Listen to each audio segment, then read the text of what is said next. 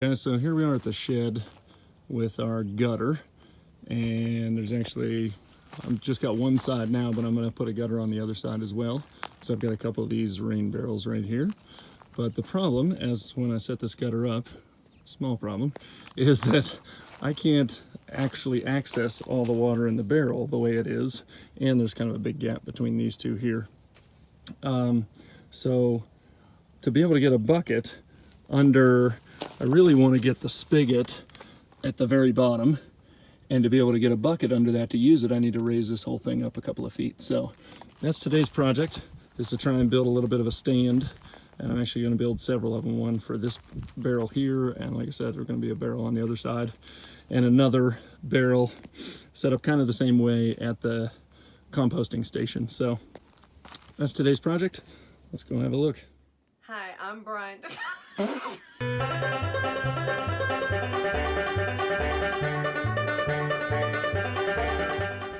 Okay, so as I said, the goal today is to build a stand for this barrel that'll raise it up high enough that I can fill this bucket underneath it. So this bucket's about 15 inches tall, so that should mean that if I raise this barrel about maybe 18 inches, I'll have enough room to put the bucket under it. So that's what we're gonna do, 18-inch stand.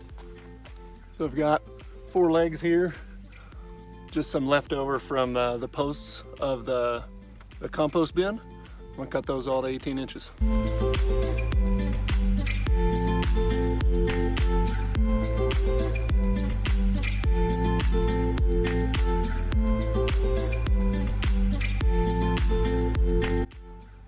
So here's the idea.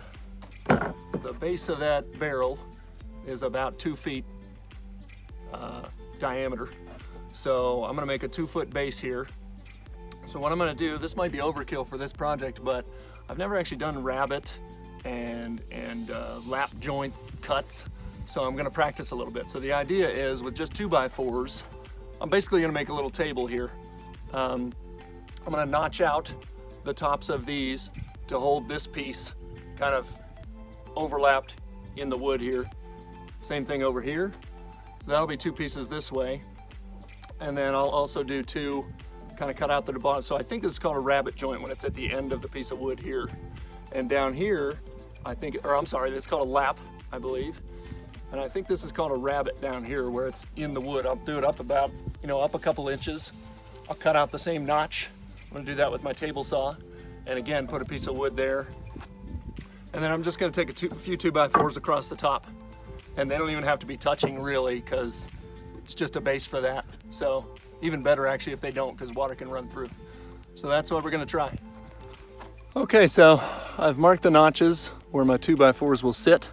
I just have to cut them out.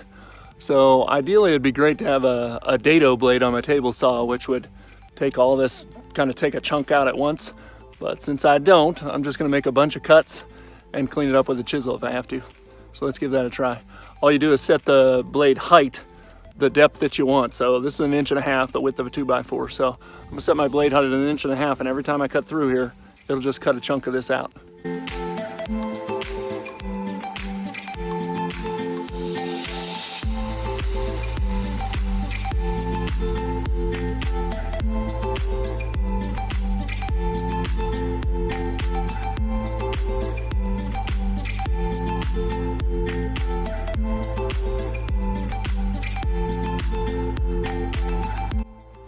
Okay, so one more time, here's the idea. I've got notches cut in the tops of these posts to hold a 2x4. I'll screw those together. And I'm actually gonna cut another notch down here. I'm not sure whether that 2x4 should run the same direction or go this direction to prevent any twisting or anything. This is all probably way overkill for this tiny little pedestal, but it's practice for me. It doesn't really cost me anything, so I'm gonna try it. Maybe I'll learn something. So I'm gonna put another brace down at the bottom of these. I'm gonna have it go this way, the opposite of the top way, just to prevent any kind of movement that way. But this thing's probably not gonna move anyway, but it's practice. So now I'm gonna notch out down at the bottom, just low, and should have a sturdy little table when I'm done. Throw a couple 2x4s across the top and call it good. All right, that's one more step down. So I've got my 4 posts. Across the tops, I've got a notch that'll do that on either side. And then on the front and back, I've actually got a notch down low, so I can do that. So I just need to spread these out. I'm gonna make it, because of the base of the barrel, we'll make it 2x2 square. So all I need to do are cut these support posts or beams, and then the top pieces. That's it.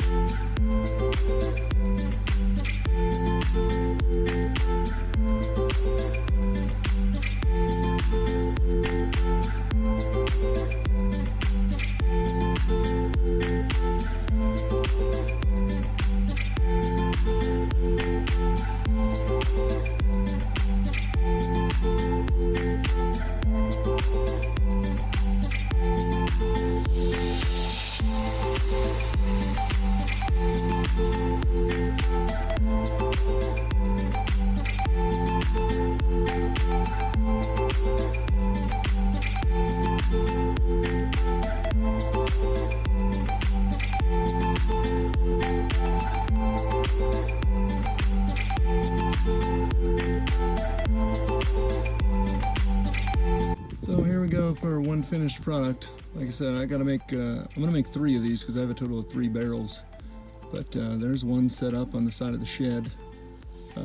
Should be plenty sturdy for this.